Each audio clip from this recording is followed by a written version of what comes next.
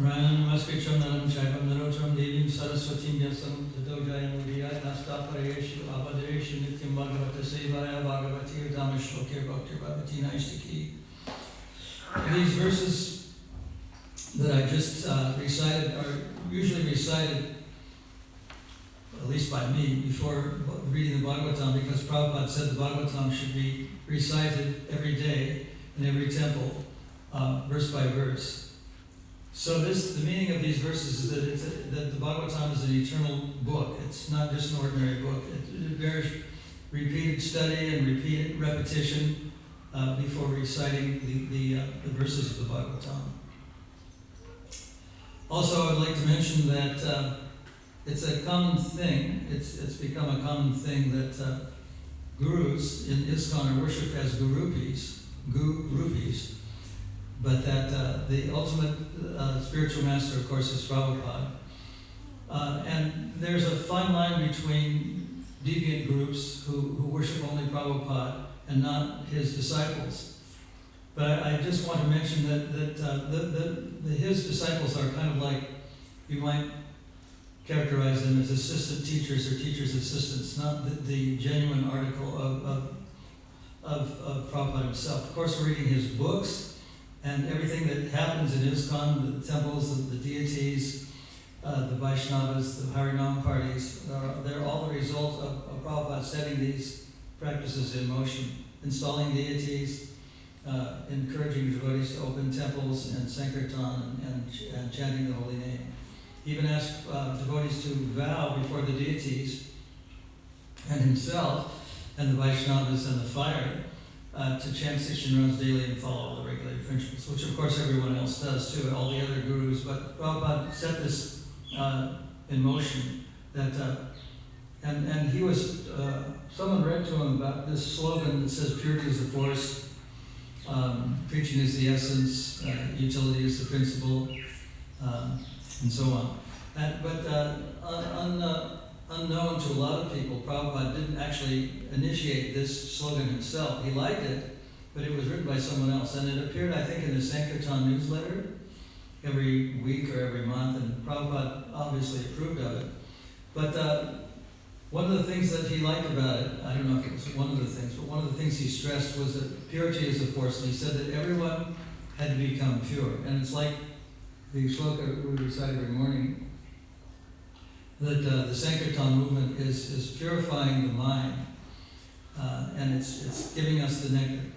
And at one point, Prabhupada was teaching devotees that the Krishna consciousness is just a system of enjoyment. Very simple. We can enjoy the vibes, we can enjoy the food, we can enjoy the company, we can enjoy the singing and dancing. And it's a process of recreation. That was the word he used, recreation. But as time goes on, many people find that there are certain difficulties and obstacles on the path of Krishna consciousness. One of the devotees actually wrote a book called Obstacles on the Path of Devotional Service. And these are sometimes difficult, but they have to be overcome. In a sense, all of us are kind of like soldiers fighting against Maya, which is our very powerful and ever-present enemy. In some religious traditions, people say that, well, the devil made me do it, or the personified evil made me do it. It wasn't my fault, sort of thing. But the Krishna conscious philosophy is that the devil, or the pull to enjoy sense gratification, is everywhere. It's within us, it's within the world, it's within people, it's everywhere. So we can't easily get off by saying that I was forced to do it by someone else. That force is always there, and that's the very force that we have to overcome, the strength of the force of the material energy, always pulling us away from Krishna. No matter how dedicated and surrendered we seem to be, there's always going to be an enemy. Even great souls like Prabhupada had enemies. People shot at him. There was even a plot to murder Bhaktisiddhanta Saraswati, which was fortunately uncovered, and the culprits were arrested before they could act. But there's always inimical forces. One of the things was lectured on by Prabhupada in the first chapter of Bhagavad Gita. it just, in a sense, it's a very difficult chapter to understand because it's just, in a sense, just a list of various warriors with a lot of hard to pronounce Sanskrit names. One time he was lecturing on this particular chapter. It was at Bhaktivedanta Manor in about 1969 or 1970, 1973 it was, 1973. And the ambassador from India to England, I don't think they call them ambassadors in England. There's another word, chief minister or something like that. Anyway, he was in the audience, and Prabhupada gave a very interesting lecture. He was saying that the Kaurava army was assessing the strength of the Pandava army, which was joined by a lot of armies from all over the world. And he went on to say that it is our intelligence to understand the strength of our enemies. And he cited the example of many examples. He said it's especially in warfare. You have to know to be a good strategist, to be effective in warfare, you have to know the strength of your enemy. That exists everywhere. We have to know the strength of Maya. In business, we have to know the strength of our competitors. They have such a thing called industrial espionage, where people actually send spies in to see what their competitors are strategizing. That happens. So he made a very strong kind of academic, you might say, point of a chapter that's very difficult to get any philosophy out of, because it's just talking about the different armies and the different leaders and the different chieftains and possible enemies of the Kauravas. But that's what was actually happening, and Prabhupada made us think about how important it is to assess the power of our enemies. So we should never underestimate the strength of Maya to pull us away from Krishna consciousness. It's always existing. And the Bhagavatam uses a very interesting example here, that Narada Muni is compared to the captain of a ship in a great ocean. It's an interesting kind of metaphor, because in a ship situation on the ocean, you have corporal punishment. I mean, I don't know if they still do it, but at least in days gone by, they used to whip people who were found guilty of wrongdoings.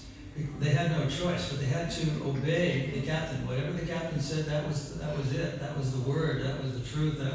Had to be followed under all circumstances. So the captain of a ship is likened to a devotee, like a pure devotee, a perfect devotee, like a chief devotee, like Narada Muni, because what he says is true. It should be followed. And there's a verse that was often quoted in the Mahabharata, Mahajena Yatasapanta. I'll read the actual translation. The translation of it doesn't appear in most places, but it's actually a verse in the Chaitanya Chaitamrita.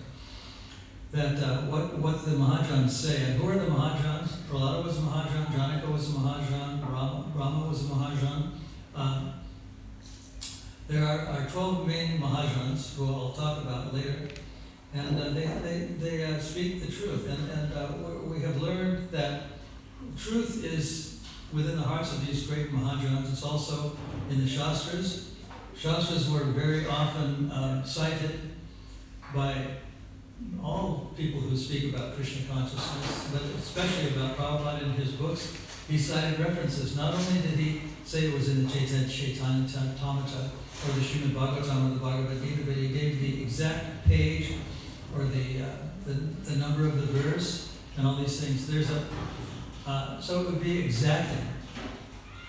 In this country and in a lot of Western countries, there's a phenomenon known as plagiarism, which comes from the Latin word meaning to steal. And really what it means is that if you say something, you should really give a reference. Not only a reference, but a specific reference, a page number. If there's a verse or a scene or an act, it has to be quoted. And Prabhupada was very careful to do this in all of his books. It's very commonplace in other countries, especially we've noticed in India, that the process goes on without giving credit to the origin. I was in one of the temples in Puri on one of the Parikram paths, and in the temple there's a calendar hanging on the wall, And one of the illustrations on the calendar is a famous picture that was in one of Prabhupada's books of Yashoda holding baby Krishna. And this was, in effect, it was just stolen right from the BBT or from one of Prabhupada's books without any credit. And it brought a little chuckle to our faces. I was with another American devotee. Because it was just outright, there was not even a glimmer of a credit to anyone else. It was just like, this is our calendar, it's our temple, so we do whatever we want. And if we like the picture, we just put it up there. It doesn't matter who painted it, the painter didn't get credit. I think it was painted by Murli, by that particular painting. But it was just, it goes on. So it's of course, the Western countries have taken it to an extreme. They have even threatened to remove people's degrees. Some of the universities have threatened to remove people's master's degrees, especially in science, if they found that some of the knowledge contained in their dissertations or their final papers were actually word for word taken from another scientist who studied this particular phenomenon. So it does get to the point of an extreme, and sometimes, and it goes on very commonly. I know in media and in music, it may be subconscious, it may be conscious, but it goes on all the time. And in Krishna consciousness, it's kind of like normal. It's not a bad thing to stand on the shoulders of the great men who have gone before and repeat what they have said. Like the whole Bhagavatam is a repetition of what was said by the sages in Naimisharanya. Prabhupada has told us that we have to check everything with checks and balances, Guru, Shastra, and Sadhu. But the interesting thing is that even the Shastras, they're spoken, most of them are spoken or written by someone, by a person who is either a Mahajan or an Acharya whose teachings we rely upon. Some people in some traditions think that that our guru can be someone who is not living, which in a sense goes against the procedure of Krishna consciousness. By the procedure of Krishna consciousness, we take knowledge from living persons who are gurus, who are acharyas, or we are pure people, we think they are pure. And there's an immediacy that occurs there. Whenever someone is, to quote a phrase, in our face, we tend to react more than if it's just a book or a film or a written document. If that person is in our... So that's a kind of an argument for the importance of having a living guru. Some people say my guru is Prabhupada, some people say my guru is Jesus and this and that. But they're not people that we can consult with because they're not around. Even though their teachings are eternal, they're not physically here in our face. So we tend to get away with just about anything. And the whole Bhagavatam has been written because Sukadeva Goswami and Sanatana Goswami didn't believe in the process of Prayashchita. So what's the word? Atonement. Yeah. And one of the things that was said in a lecture is that's kind of shows that there's something wrong with this process, is that there's a system known as confession, where people say, oh, I did this, I did that, and I was wrong, and I shouldn't have done it, and they confess to a person who's in the upper ranks of their religion. And but then they commit the same thing again. So the idea is that unless you engage in pure devotional service, where the urge to commit a simple activity is removed because there's something greater or more enjoyable, which is devotional service, then it happens that desire is there, and therefore, even though there's confession and atonement and various other things, there's an incident that was recounted by someone, I can't remember exactly who it was, but this is a true incident. There was a fairly wealthy landholder somewhere in India who had performed some sinful activity. I don't recall what it was. So he went to these professional Prayashchita people. They called them Bhataharis. They do a lot of nonsense in the world. But they said, well, you can atone for this. You can eradicate the sinful reaction if you drink 1 liter of hot lead. And he said, I can't do that. He said, it's going to kill me. So the compromise was that, okay, well then you can drink 1 liter of molten lead. Instead of molten lead, you can drink 1 liter of boiling hot ghee. And he said, well, I can't do that because that'll kill me. So the point is, and then this, according to the story, this same person went to Lord Chaitanya and asked him, what can I do? I've been to the bottom Haris. I'm willing to undergo any kind of atonement to eradicate the reactions I'm going to get from this horrible sin that I've committed. What can I do? And the instruction came down that if you engage in devotional service, you will not only not commit the sin again, but you will not have the desire to commit the sin again. And it so happened once that when I was living in Los Angeles, that a group of devotees went to a Catholic school. It was called Mother Mary of the Sea. And a lot of people came to our class. They were interested to see what we had to say. These weirdos, these people that dance on street corners in pink sheets, they wanted to see what we had to say. So one of the things we said was, when we talked about this idea of, a little bit, we touched on it, of atonement, of prayaschitta. And then one of the priests, there were about 3 or 4 priests and 4 or 5 nuns that attended the class. They weren't particularly invited, they just came because they were curious to see what we had to say. But they were very interested. And anyway, this youngish looking, probably about 30-year-old priest, said, I want to have a talk with you before you go in my chambers.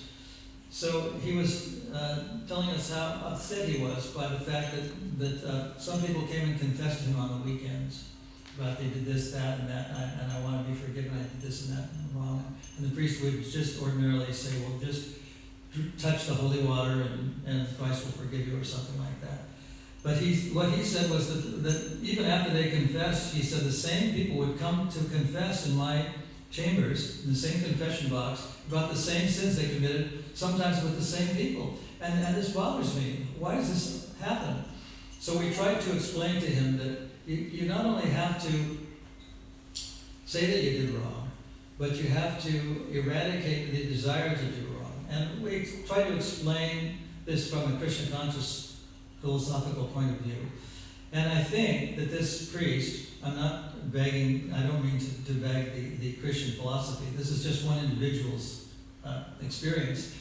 Anyway, he kind of understood it. He gave us an envelope before we left, which was sealed, and we didn't look at it because it would have been impolite to do it in your presence. But on the way back, we were driving. It's about 45 minutes from Los Angeles, south of Los Angeles. We were driving back to Los Angeles, and we said, well, I wonder what's in that envelope. And we opened it up, and there was money in it. It was either $20 or $50 or something like that. He gave it out of his own pocket, so to speak, because he really thought that we had something to say, something important that he could learn from, even though he was of a different faith, and all that sort of seemed to happen. So one of the things that Prabhupada talks about here is that we have to obey the pure devotees, and he says that unless one has become sufficiently learned philosopher by hearing the Vedanta philosophy from a bona fide spiritual master, one cannot be a learned philosopher devotee. So this indirectly, it's like saying, if you just study books, you can't learn the whole process. And I think the example was given that if you want to become like a medical person, and get a job as a general practitioner, or in a hospital as a bona fide surgeon or whatever, you have to go to an accredited medical school, and you have to get an accredited diploma or certificate. And if you just study the medical books at home and put up a shingle outside your door, or you claim that you're a doctor of this or a doctor of that, or a general practitioner or a surgeon, you're a charlatan, because you really have to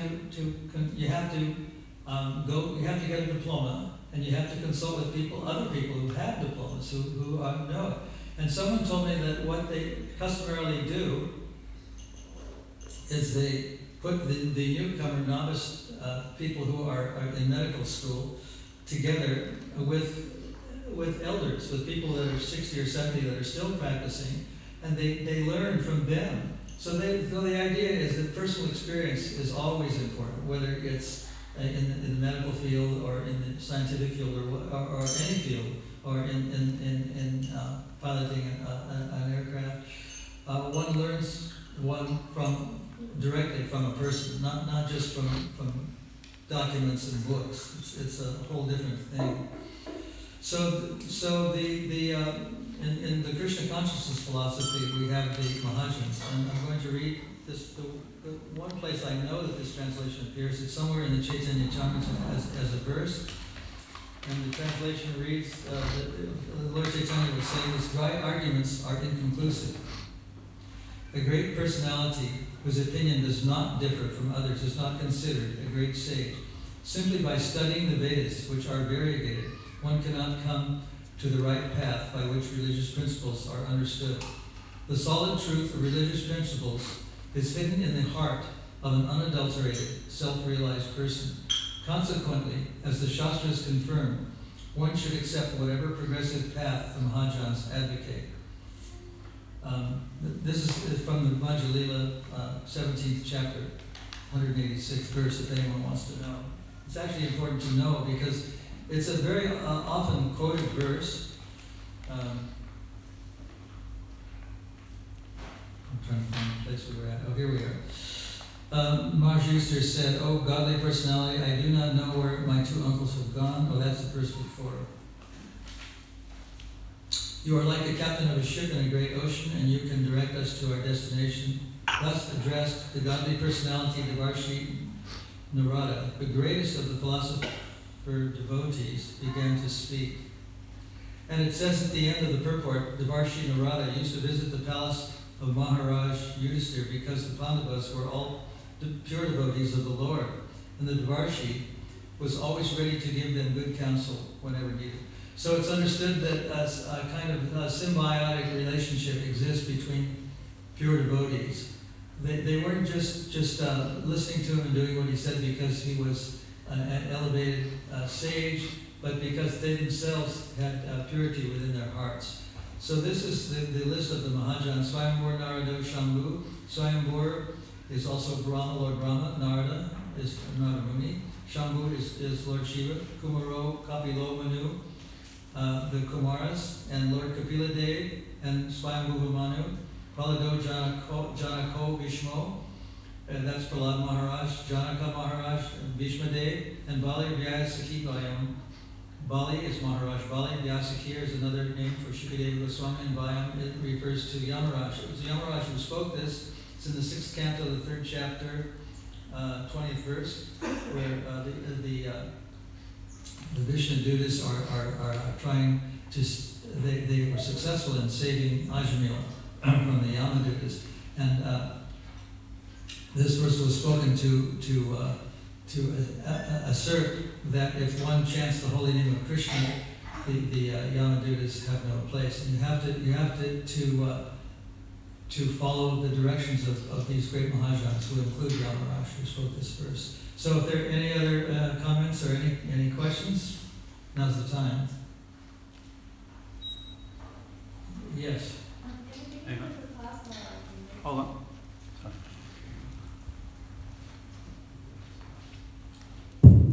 In the beginning of the class, thank you for your class. In the beginning you mentioned gurupis, but you didn't elaborate gurus and gurupis. Would you mind to just explain what you meant? Yeah, what happens, unfortunately, sometimes is that people think their guru is the be-all and end-all, and always right about all things at all times, whatever he says. So I was just trying to highlight the difference between the guru disciples of Prabhupada and Prabhupada himself. That their power, if you want to call it that their spiritual development is dependent upon Prabhupada's philosophy and the books that they have read of Prabhupada and what Prabhupada said in his letters and his walks and his room conversations. It's all based upon that. It's not that they themselves have acquired some spiritual knowledge. Or I think there was one devotee who said that he was honored because, not in the West, but I think it was somewhere in India, because he was a disciple of Prabhupada, and so he got his strength from being a disciple of Prabhupada. He got his reputation from being a disciple of Prabhupada. That put him on the spiritual platform. So what I'm saying is,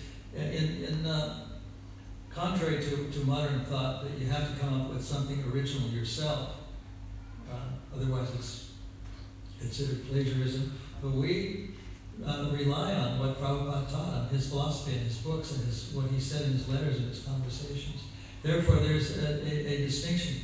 I mean, whatever power we have, it comes from Prabhupada. It's at the same time, it's a duty of every disciple to read Prabhupada's books and to learn through their gurus what Prabhupada did say. So there's always a need for a personal interaction, whether it's through Prabhupada himself or one of his disciples. I mean, it's through his disciples that we can have a relationship with Prabhupada, or we can have empowerment. That's a corporate term, empowerment, but that's actually what's happening. One can speak or become a guru because one is empowered by his guru. In this case, I'm speaking of Prabhupada. Anyway, it's a long topic, but that's a bantam answer. Any other comments or questions?